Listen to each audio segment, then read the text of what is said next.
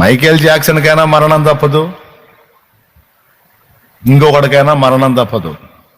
కాబట్టి మరణం సంభవించినంత వరకే ఎవరి డ్యాన్సులైనా, ఆ మరణం అనేది మనిషిని దర్శించిన తర్వాత వాడెంత జ్ఞానవంతుడైనా, తెలివిగల్లోడైనా, తెలివి కలిగిన మేధావైనా, జ్ఞానం కలిగినటువంటి మంచి మొనగత్తి అయినా సరే ఆడ బబ్బోవలసిందే కదలకుండా.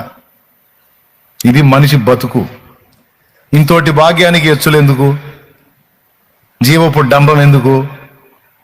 కాబట్టి మిమ్మల్ని చూసి వెటకారం చేసే వాళ్ళకి చెప్పండి, అయ్యా చావు అనేది ఒకటి ఉంది, అది అనేది లేకపోతే మనమేం ఆలోచించాల్సిన అవసరం లేదు.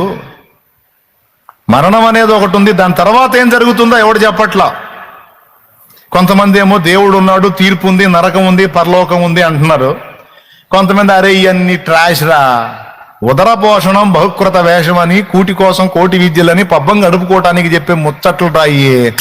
ఎందుకు నమ్ముతారా? తినండి, తాగండి, లైఫ్ని ఎంజాయ్ చేయండి, అనుభవించండి, ఆనందించండి రా, ఇలాంటి మాటలు వినమాకండ్రా అని ఒకడు చెప్తున్నాడు.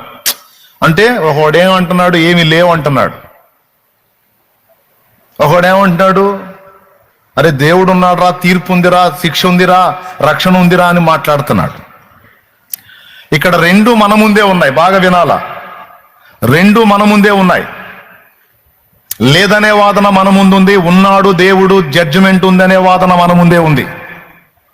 ఈ రెండిట్లో ఎంపిక చేసుకోవటం మన బాధ్యత.